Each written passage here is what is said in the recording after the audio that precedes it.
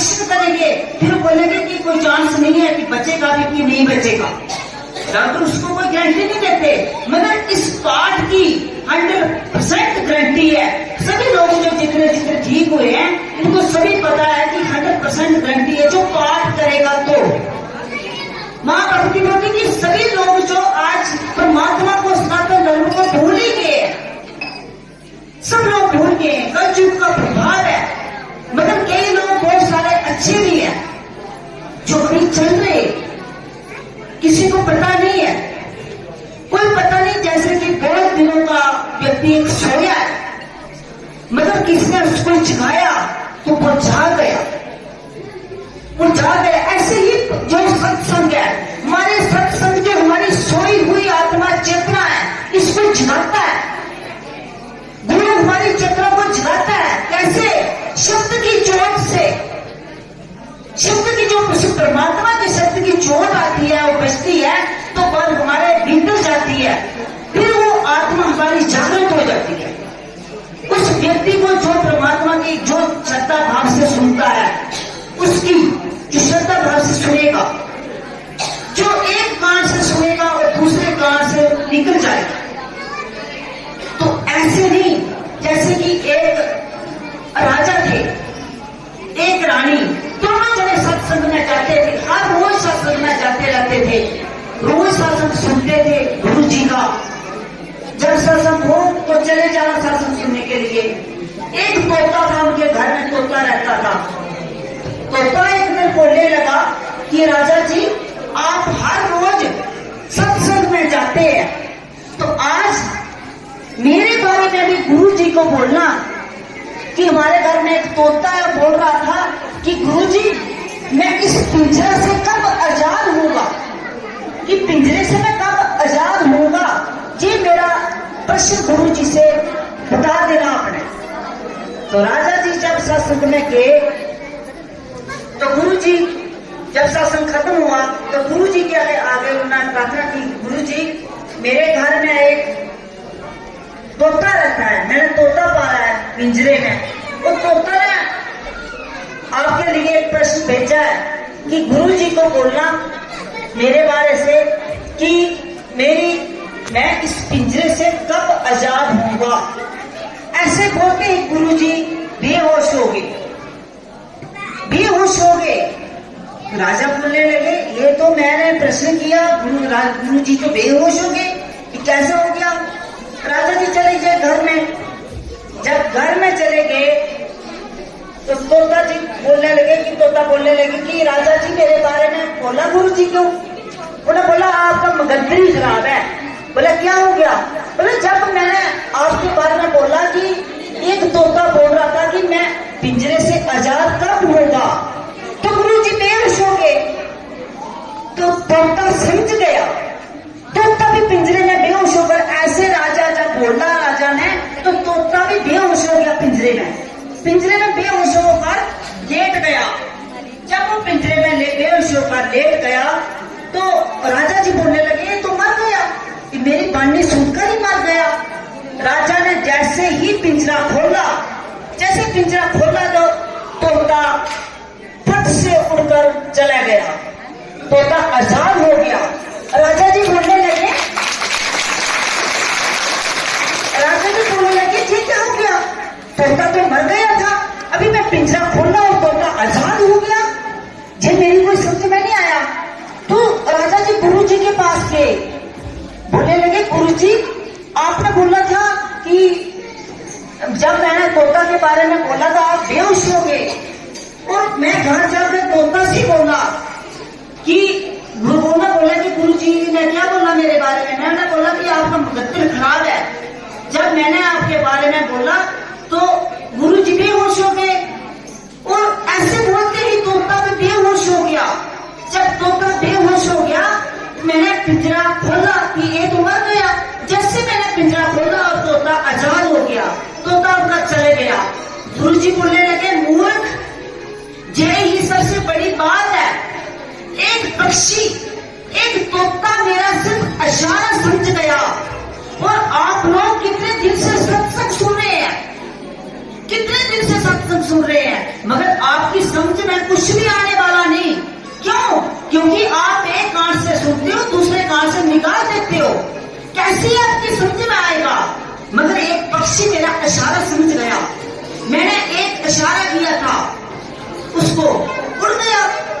ऐसे ही कि आप लोग सत्संग कोई बेलना ही व्यक्ति समझ सकता है।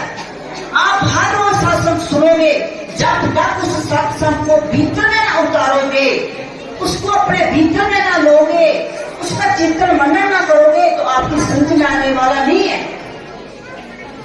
एक शिष्य गुरु जी का शिष्य था, वो बोलने लगा कि गुरु जी लोग सत्संग सुनते हैं। उसी गुरु का शिष्य कि लोग सत्संग सुनते हैं मगर गुरु जी लोगों को समझ में क्यों नहीं आता, क्या बात है? गुरु जी बोले कि ठीक है, इसका भी मैं उत्तर आपको देता हूं। आप ऐसा करो, एक घड़ा मदरा का लेकर आओ, एक घड़ा मदरा का लेकर आओ और एक गिलास लेकर आओ। बोले ठीक है, मदरा का घड़ा लेकर आ गया। कि गुरु जी क्या करना है घड़े का मदरे का? बोला आप इसको पियो और गले के नीचे मत उतारना, गले से नीचे मत उतारना, इसको मुंह में डालो और फिर निकाल दो, फिर निकाल दो। ऐसे करते करते उसने मुंह में डालना और निकाल देना, मुंह में निकालना फिर बाहर निकाल देना उसने। ऐसे करते करते करते उसका घड़ा पूरा खत्म हो गया। उसने बोला गुरुजी ये तो घड़ा पूरा खत्म हो गया, मैंने मुंह में डाला फिर निकाल दिया, मुंह में डाला फिर निकाल दिया, ये तो घड़ा पूरा खत्म हो गया। गुरुजी बोलने लगे आपने तो पूरा घड़ा मुंह में डाला, आपको कोई नशा नुशा हुआ कि नहीं इसका? मद्रास आप जानते ही होंगे, शराब वो सारे लोग पीते हैं आजकल, तो बहुत उस नशे में मगर रहते हैं।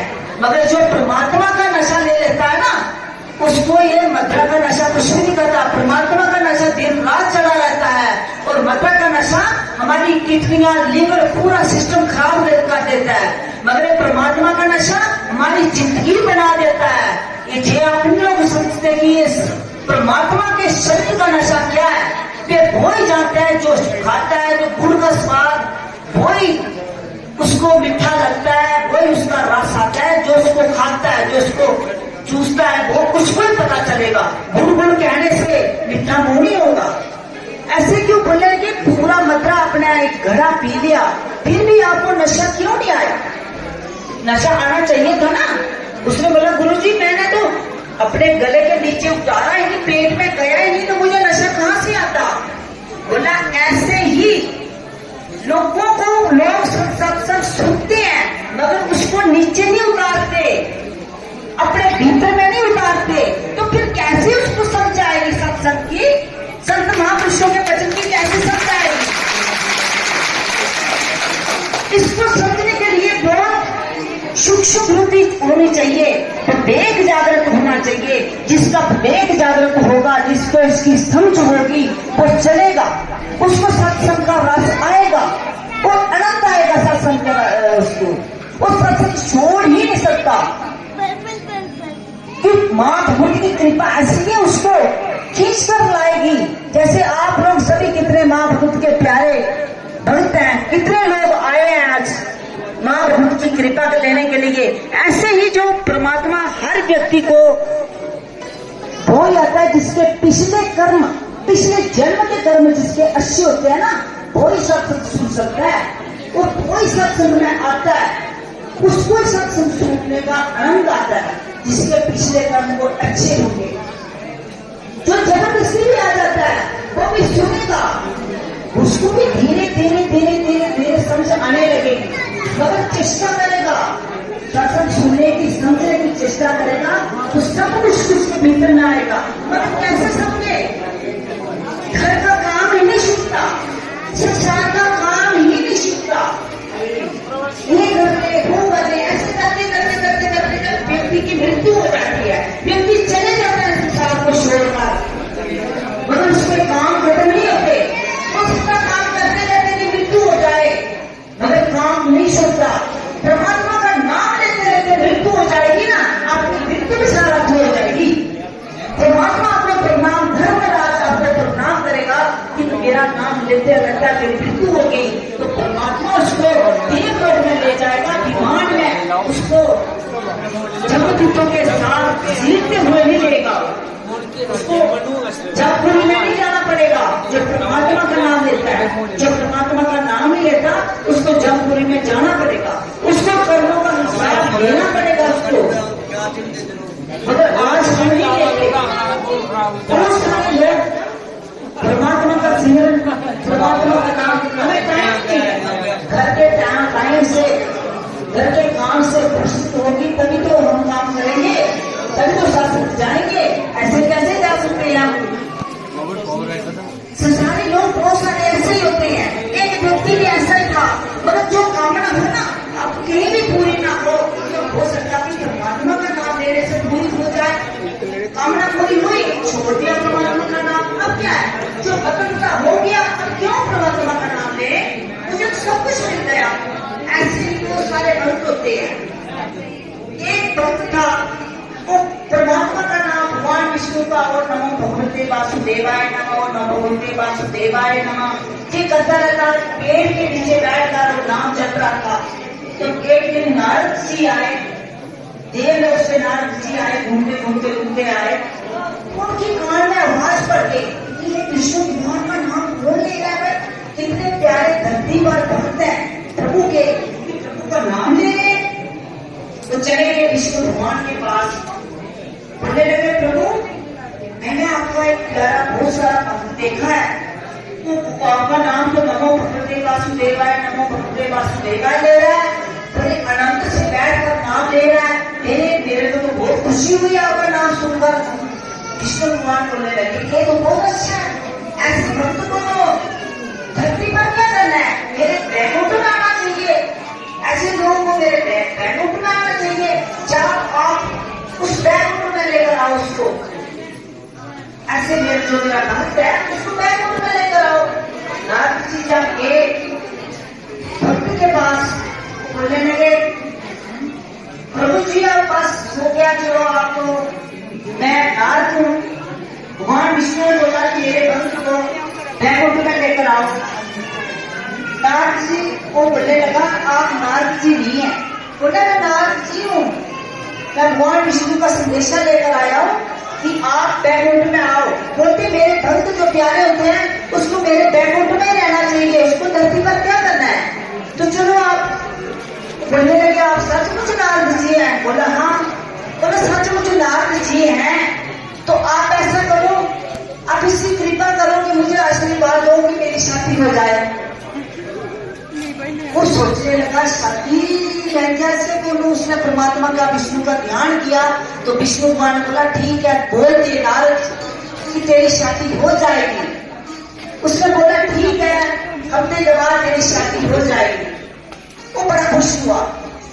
नारद जी जब 10-12-15 दिन के बाद आए तो फिर देखा कि अपनी पत्नी के साथ घूम रहा है। उसने बोला तेरी शादी हो जाएगी फिर मैं बैकुंठ जाऊंगा। वो घूम रहा है अपनी पत्नी के साथ। नारद जी बोलने लगे आप तो आपकी शादी होगी, आप तो चलो। वो बोलने लगे नहीं नारद जी मेरी अभी भी शादी हुई है, मैंने घूमना है फिरना है, अभी बैकुंठ में क्या करना है जाकर, मुझे थोड़ा संसार का आनंद तो भोगने दो। नारद जी चले गए। बोला ठीक है जब मेरा बेटा हो जाएगा फिर मैं जाऊंगा। बोला ठीक है। 1 साल के बाद फिर नारद जी आए तो अपने बेटे के बच्चे के साथ मस्त, पत्नी के साथ बच्चे के साथ मस्त हो गए। जब व्यक्ति संसार में पड़ जाता है ना तो उसके अनंत में पड़ जाता है, फिर परमात्मा उसको भूल जाते हैं। जो उसको पाना है वो उसको भूल जाते हैं, वो नाशवान के पीछे पड़े रहते हैं। ये शरीर है, ये कितने बार पता नहीं किसी की पत्नी बने, बच्चे बने, माँ बाप बने, क्या क्या नहीं कीट पतंग बने, क्या क्या नहीं बने। आप लोगों को क्या पता कि कितने जन्म लिए हैं, किसके माता पिता बने हैं, बस किसके बेटे भाई बने हैं और आगे भी बनेंगे। तो अब हम आए हैं, हमारा कर्तव्य है, हमारे बच्चे हैं उसका पालन पोषण करो अच्छी तरह, सब कुछ करो, मगर चिंतन परमात्मा का करो, ध्यान परमात्मा की तरफ करो। तो कर्तव्य कर्म करते हुए ये गीता में भगवान कृष्ण ने बोला अर्जुन को कि कर्तव्य कर्म करते हुए आप संसार में जैसे कमल का फूल जल में रहता है ऐसे ही उस कमल के फूल की तरह ही उसमें जल जब जाता है तो कीचड़ में रहता है, कीचड़ उसमें लिपटता नहीं है। ऐसे ही संसार में आप कर्तव्य कर्म करते हुए मेरी प्राप्ति कर सकते हैं। निष्काम भाव कर्म जो करो, दूसरों की सेवा से, दूसरों की सेवा करो। सेवा सबसे बड़ी भक्ति बताई है, सेवा कि दूसरों की जितने भी सेवा, कोई भी गरीब मिल जाए, कोई दुखी मिल जाए, कोई कैसे भी व्यक्ति मिल जाए, उसकी सेवा करना हमारा कर्तव्य है। हम बने हैं एक दूसरे के लिए बने हैं, अपने लिए नहीं, अपने बाल बच्चों के लिए। हर व्यक्ति करता है, पक्षी में अपने जाना भी है ना, हमने अपने लिए भी कुछ करना है और बच्चों को भी सिखाना है, बच्चों को भी सनातन धर्म में लगाना है, बच्चों को भी अच्छी शिक्षा देनी है कि सेवा करो, परमात्मा का शब्द जपो, पढ़ाई के साथ साथ पाठ भी करना है। आज युवा पीढ़ी कितनी बिगड़ रही है नशे में, छोटे छोटे बच्चे कितने कितने कितने कितने किस्म के जो बहुत सारे नशे होते हैं वो नशे कर रहे हैं। मगर सनातन धर्म में आओगे, परमात्मा की भक्ति करोगे, मां दुर्गा का जप करोगे तो वो व्यक्ति जो नशा भी करेगा उसका नशा भी छूट जाएगा। ये मां भक्ति की कृपा है। छुड़ाना नहीं पड़ेगा, वो जपेगा, मां का नाम जपेगा तो खुद वो छूट जाएगा, वो गंदगी की तरफ जाएगा ही नहीं, वो परमात्मा की तरफ ही जाएगा। तो मां भक्ति हमारे लिए ही सब कुछ करती है। हम उस परमात्मा के बच्चे हैं तो हम उसमें माया में पड़ जाते हैं। उस भक्ति की तो कोई कहानी थी कि बेटा भी हो गया, अभी नारद जी को भूल गया। उसने बोला अभी मेरा बच्चा हुआ है, अभी बड़ा होगा, इसको पढ़ाना है मैंने। नारद जी अभी मेरा टाइम नहीं है वैकुंठ में जाने का, आप जाओ। नारद जी चले गए, फिर आए, उसने बोला मैं फिर जाऊंगा, फिर आए, देखा लो बच्चा बड़ा हो गया। उन्होंने बोला अभी बच्चे की शादी भी करानी है मैंने, अभी कैसे जाऊं। ऐसे हर व्यक्ति का हाल हो रहा है संसार में। नारद जी चले गए, नारद जी बोले अजीब व्यक्ति है भाई ये। उसकी शादी, बेटे की शादी भी हो गई। फिर उसके बेटे के आगे बोला कि अभी मेरा पोता होगा ना, फिर पोता मैंने गोदी में खिलाना है, फिर उसके बाद मैं वैकुंठ में चले जाऊंगा। नारद जी बोलेंगे ठीक है भाई, पोता भी खिला दे तू। फिर वो आए तो पोता खिला रहे थे, गोदी में लेकर घूम रहे थे। नारद जी बोलने लगे पिताजी आप बुजुर्ग हो गए हो, अब तो मुंह माया छोड़ो, अब तो आप वैकुंठ में चलो, आपका टाइम आ गया है, आप चलो। कब तक आप जहां रहोगे, तो जाना ही है, तो वैकुंठ चलो आज। तो गुस्से से नारद जी के साथ गुस्से से बोले कि नारद तू मेरे पीछे क्यों पड़ा है, तुझे क्या मेरी खुशी भी तेरे से देखी जाती। तो बार बार मुझे बोलता है चल वैकुंठ, चल वैकुंठ। मैं तो अपने पोते पोतियां खिलाऊंगा, मैं तो अपने परिवार में मस्त हूँ, आनंद से रह रहा हूँ, मैं क्यों जाऊं वैकुंठ में। मैं नहीं जाएगा, तू चले जा। गुस्से से उस पर पड़ा गया। उसने बोला चले जा जहां से। नारद जी बोलने लगे जरा यार ये अजीब व्यक्ति, प्रभु आपका भक्त तो ऐसी माया में उलझ गया है।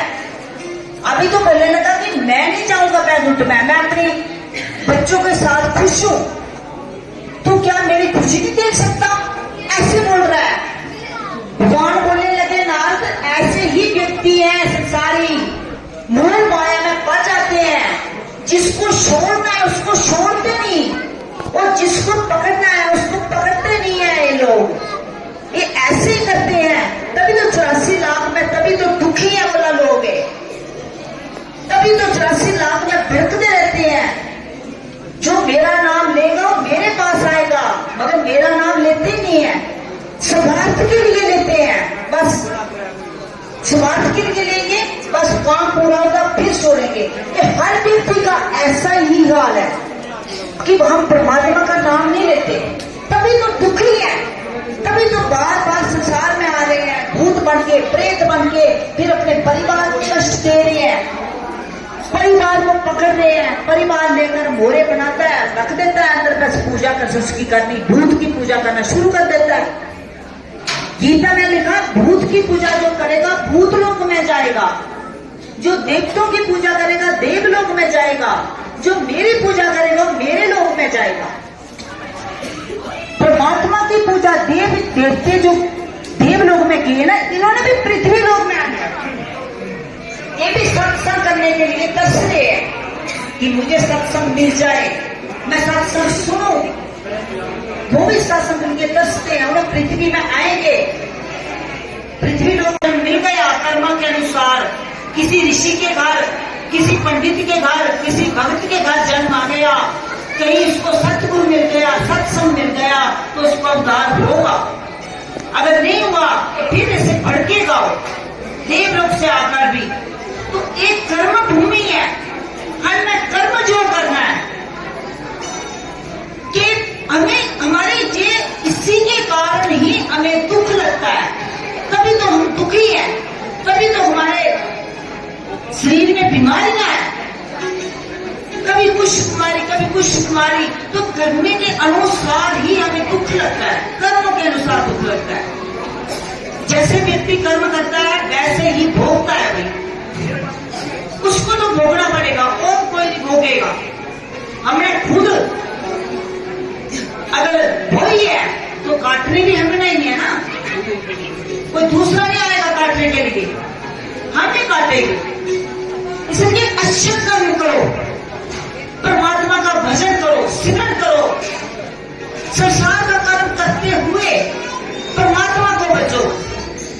कितने लोग जो हमारे जहां भक्त आए हैं, जो जो ठीक हुआ है अपने हाथ खड़ा करें, जो जो ठीक हुए, इस सभी लोग जो महाभक्ते हो जाए, जो ठीक हुए हैं, जो सत्संग में आते हैं, जो पार से ठीक हुए हैं।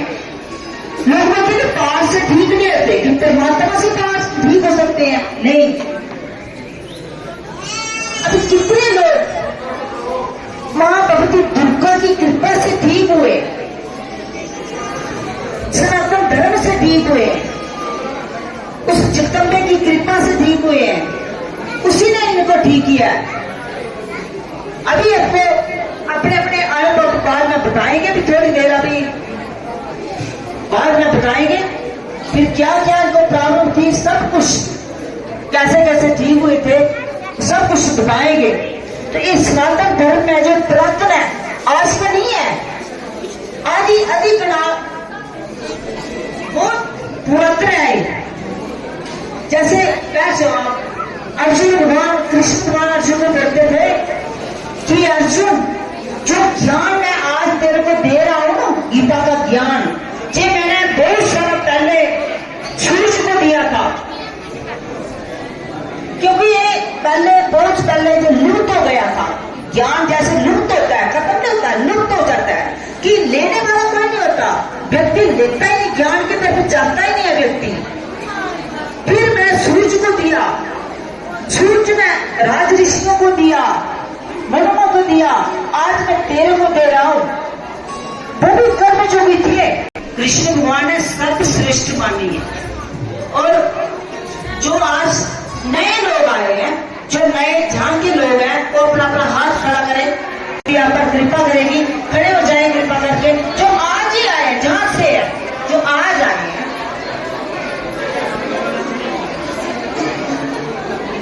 बड़ी बड़ी मेहरबानी, बहुत मां भगवती आप पर कृपा करे।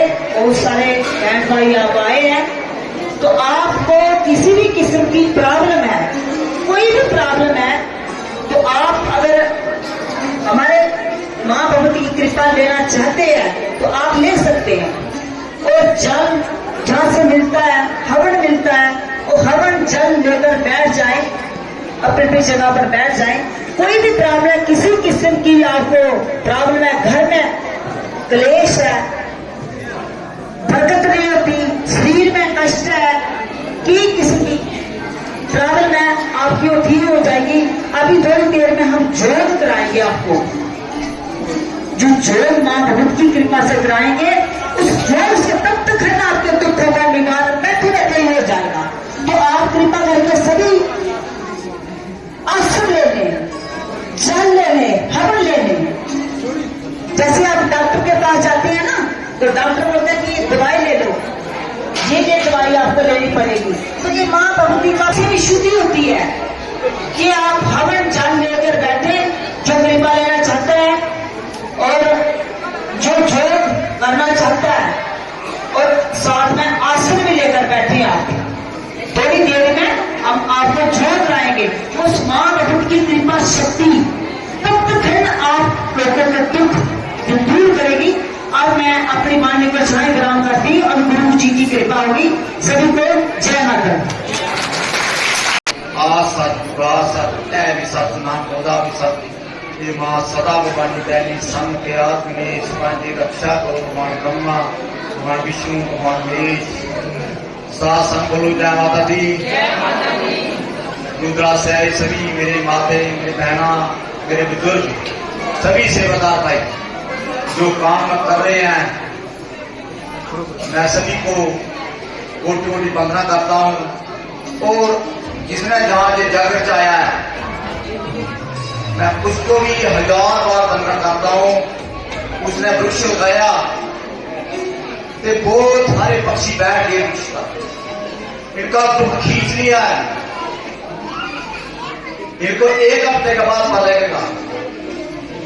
ये दुख नुमान सत्संग जैसे चुंबक बीतता है, ऐसे दुख संत महापुरुष आकार बस खींचते हैं। आकार बस कोई कारण नहीं, इसको बोलते हैं निष्काम कर्म योग।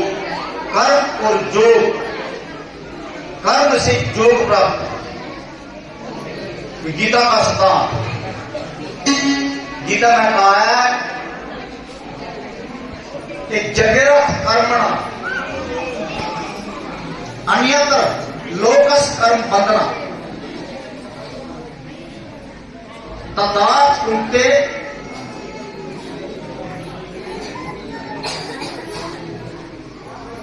जो जगेरथ कर्म करता है वो बंधन कार नहीं है। अन्यत्र सभी जो कर्म है बंधन कार है। जो कामना से प्रेरित होकर कर्म करता है बंधन कार क्या है, उसको उस कर्म का फल मिलेगा। शुभ कर्म मिलेगा, अशुभ कर्म मिलेगा, तो वो बंधन हो गया, उसको जन्म लेना पड़ेगा। मगर जगत कर्म होते हैं निष्काम कर्म, जो वो कर्मों को काटता है, भस्म कर देता है। शुभ भी और अशुभ भी, व्यक्ति खाली हो जाता है और परमात्मा की अनुभूति हो जाती है। इसलिए निष्काम कर्म जो कर्म करो, जो आज बैठना है, जहां जागर चाहे, कोई कामना नहीं है। अकाल वर्ष 2 महीने पहले उसने बोला गुरु जी आप पिछले साल भी आए थे, 1 साल में हमारे लोगों पर कृपा करो जो कि को कुछ ज्ञान नहीं है, तो मनगढ़ंत काम करते हैं। मनगढ़ंत क्या होता है? परंपरागत से जो परंपरा है पुरानी, उससे शास्त्र के स्मृति काम नहीं करते हैं, शास्त्र के विरुद्ध काम करते हैं। उनको शास्त्र सुनाई के लिए, तत्व ज्ञान की वाणी सुन करके मारे गांव में आए वेस्ट की बाद आप लोग उस ब्रह्म ज्ञान की वाणी सुनने में सक्षम हुए हैं। मगर इस वाणी सुनने से लोगों का कल्याण होता है और आपका दुख का निवारण होता है। व्यक्ति कर्म करता है और कर्म की कला नहीं है, कर्म का पता नहीं है। मैं जहां के देवता जो कला देवता है मैं उसको प्रणाम करता हूं। गलती लोगों की है, देवती कोई गलती नहीं होती है। जो के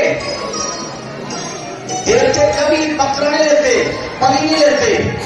जो देवता है वो बलि नहीं लेगा। शास्त्र में किस शास्त्र में लिखा है और जिस शास्त्र में लिखा है बताओ मुझे। एक की बलि लेना और दूसरे को सुखी बनाना एक प्रकृति का नियम नहीं है। मां अपने बच्ची को बलि देती है। सभी प्रकृति के जीव मां के बच्चे हैं, चाहे वो इंसान है चाहे वो चींटी है। चाहे वो हाथी है, सभी में आत्मा है। आत्मा की बलि देवता लेता है, वो देवता नहीं है, मगर ये इंसान करता है। इंसान अपने कर्म हो गया कर्म गलत, कर्म प्रधान विश्व में जाकर जैसे करके पैसे पल जाता, उस कर्म को उसने भोगना पड़ेगा। जैसे उसने बलि दी, अपनी भी बलि लगी थी, उसको बकरा बनना पड़ेगा, क्योंकि प्रकृति का नियम है। इसलिए भाई बहनों सोचो, आपका बच्चा बीमार है, आप बलि देंगे बच्चा ठीक होगा, ये कोई नियम नहीं है। आप एक बच्चे की बलि दे रहे हैं तो अपने बच्चे को ठीक करने की कोशिश कर रहे हैं। नो, ये किस शास्त्र में लिखा है? गीता को डेथ नहीं दे रही है, तो गलत कर्म क्यों करते हो? ऐसे ही होता था, कहा सुप्रभा माता में वहां भी बलि लगती थी, वहां पुरुष में वहां बलि, कुछ खान पीन शुद्ध नहीं लोगों का, कुछ लिए करते हैं और कुछ क्या करते हैं कि मेरे घर में कोई पुत्र हो जाए। बलि से पुत्र नहीं होते, उल्टा नुकसान होता है। देवता नाराज होता है, देवता कभी खुश नहीं होता। मैं लिख के देता हूं आपको, कभी भी देवता खुश नहीं होता। देवता तामसिक देवता कभी भी लोगों का विवाह नहीं कर सकता। इसलिए गीता के स्थान पर कर्म करो, कर्म प्रधान विश्व में रखा, जैसे करके वैसे बनता। व्यक्ति कर्म करता है, कर्म का ज्ञान नहीं है, और उसको फल भोगना पड़ता है, दुख। अपनी तरफ से वो शुभ कर्म करता है, मैं देवता को खुश किया, मगर बलि से देवता खुश होता है।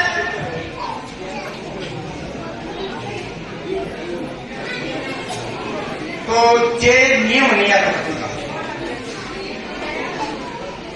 आप कर्म अच्छे करो, बस आपके घर में सब देवी मां ने बनाए देवते। ये मां का उद्देश्य है, हमें हुआ है, मां ने देवते बनाए हैं। मां दुर्गा पूरे देवते मां दुर्गा के अधीन है,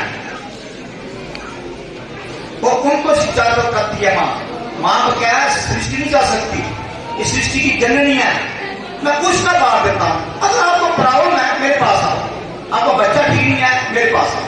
एक व्यक्ति जहां से गया है, उसका बच्चा बीमार था, उसने बोला गुरु जी मैंने बकरा रखा है, बीटू रखा है, कहां देना है? बलि देनी है, ये बच्चा ठीक हो जाएगा। जब ठीक होगा तब देगा बलि। मैं क्या भाई बलि मत देना, तो बच्चा फिर ठीक हो जाएगा। बच्चा 2 मिनट में ठीक हो गया। मैं उसको पाठ किया, बच्चा ठीक हो गया। उसने समझा, उसने नहीं दी। तो एक जो आप जहां बैठे हैं, ये कौन सा कर्म है? यज्ञरथ कर्म, जो गीता का तीसरा अध्याय 9वां श्लोक है, पढ़ लेना। यज्ञ के निमित्त जो कर्म करता है वो स्वार्थ परायण नहीं है, निस्वार्थ सेवा करता है, वो कर्म बंधन में नहीं फंसता। उसके कर्म जोड़ बन जाते हैं, उसको बोलते हैं कर्म जोड़। अकाल बस लोग बात देता है, अकाल बस उसको कोई फायदा मन में रखना नहीं है। हर व्यक्ति में व्यक्ति स्वार्थ बड़ा है, अपने मन में उदार स्नेह पैदा करो, स्वार्थ मत पैदा करो। मन्ना गल नहीं पता है, किसी मां उसको आसान करके देखो, ये पाप कर्म है, पाप कर्म बंद करो और पाठ करो। आपके घर नहीं होगा, कौन मिलेगा? मां देगी। आप रोगग्रस्त हैं, रोगी को मां ठीक करेगी। हजारों लोग ठीक हो गए हैं, हजारों ठीक होंगे। ज्यादातर जहां इलाके के लोग जो जाते हैं, तो लोग उनकी परंपरा बली है, व्यक्ति तभी दुखी है, गाना वाला उठता है, इसका पाप घर बन जाता है। प्रभु बोले बोलते तू कर्म करते जा, फल मैं तेरे को दूंगा, और अच्छा करेगा अच्छा मिलेगा, बुरा करेगा बुरा मिलेगा। तो निष्काम कर्म जो करो, निष्काम कर्म जो करोगे भूल जाओ सबको, परमात्मा को प्राप्त हो जाओगे, परमात्मा के स्वरूप को प्राप्त हो जाएंगे। जो भी बीमार है, जो भी दुखी है, कर्मों के अनुसार है। आप दूसरे को तंग निर्दोष की बलि को देते हो। जो भी सुखी है कर्मों के अनुसार है, जो दुखी है कर्मों के अनुसार है। तो आप कर्म अच्छा करो। कौन सा कर्म? सत्संग, पाठ करो, देवी भगवत का प्राण का पाठ है, इसका पाठ करो। आप देखना 6 महीने में आपकी काया चैन हो जाएगी। देवते आप पर खुश होंगे, थोड़ बरसाएंगे इस पाठ से। आज एक प्रण ले लो, हमें जीव की हत्या करनी है, हिंसा करनी है, करना चाहता है मेरे साथ? जीव की हिंसा अच्छी है? सनातन धर्म में आपने अगर चलना है, जीव की हिंसा नहीं करनी है। सनातन धर्म जीव की हिंसा सिखाता है। और जिस कर्म से जीव की रक्षा है वो धर्म है। जिस कर्म से जीव की रक्षा है वो धर्म है। जिस कर्म से जीव की रक्षा नहीं है वो अधर्म है। तो अधर्म में प्रवेश करना है। ठीक है, अभी हम जोड़ कराएंगे, आपके को खींचेंगे, आपको पता लगेगा। अब हवा को उठाएंगे, आपको हम कैसे नहीं करेंगे। लेने के बाद आपको पता लगेगा मेरा रोग था, किसी को ठीक मिला है, किसी को कैंसर बन चुका है, किसी को दर्द है, कहीं सर दर्द है, लुगोरी है, असाध्य रोग है, तब ठीक हो सकता है, तब आज ठीक हो सकता है। अगर आप उस योग में बैठ जाते हैं, जो मेरे व्यक्ति हैं वो आसन लेकर बैठे हैं। आसन एक बैठ हवन का और जाति 3-4 बोलने के बैठे। देखना आपका रोग उत्तर पीछे स्टॉल लगा है, बाहर देख रहा हो। थोड़ी देर बाद जो होगा और माते की रात को जो प्राप्त होगा, सभी सेवादार क्या करेंगे? वगैरह से कोई बैठे,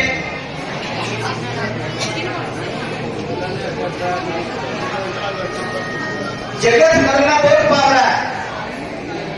अकार पर लोगों का ज्ञान सोचता है, वो परोपकारी व्यक्ति होता है, उसके द्वारा उपकार होता रहता है। जैसे हवा करिए, उपकार करिए ना, हवा अकाल वर्ष आपको उपकार कर रही है। जल अकाल वर्ष परोपकारी कर रहे हैं। भगवान सूर्य की जगह कर रहे हैं, चंद्रमा की जगह कर रहे हैं। और हम इंसान क्यों नहीं कर सकते जगह कर? इतना नीचे गिर गया है किसान। एक दूसरी भाई कर सकते हैं, एक दूसरे को मार सकते हैं।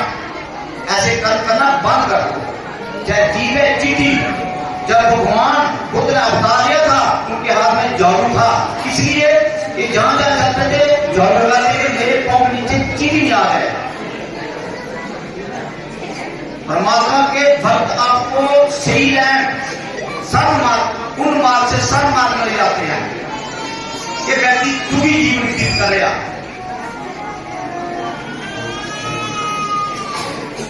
तो दुखी होकर जहां से विदा होगा और प्रेम में जाना पड़ेगा। तो प्रगति करना, जैसे कर्म करोगे भोगना पड़ेगा। आत्मा नहीं मरती है, मत अपने सुख के लिए आप दुखी थी तो तंग करोगे, किसी को पीड़ा दोगे, आपको पीड़ा उसकी झेलना पड़ेगी। प्रकृति का नियम है, प्रकृति नहीं छोड़ती। मां दुर्गा प्रकृति स्वरूप है, जब देवी सत्य प्रकृति रूपे संस्था नमस्ते नमस्ते नमस्ते नमः। आप सब मां का रूप है। मम्मी वासो जीव लोका जीव का सनातना। ये जीव जो है ना हमारे भीतर आत्मा रूपी है ना, आत्मा ये सनातन है, पुरातन है। करोड़ों जन्म ले चुका, पता नहीं है आपको कितने जन्म ले चुके आप, फिर भी पाप कर्म भूलते नहीं हो। पाप कर्म नहीं करना है, ठीक है। अभी सभी योग में जो बैठने जाते हैं वो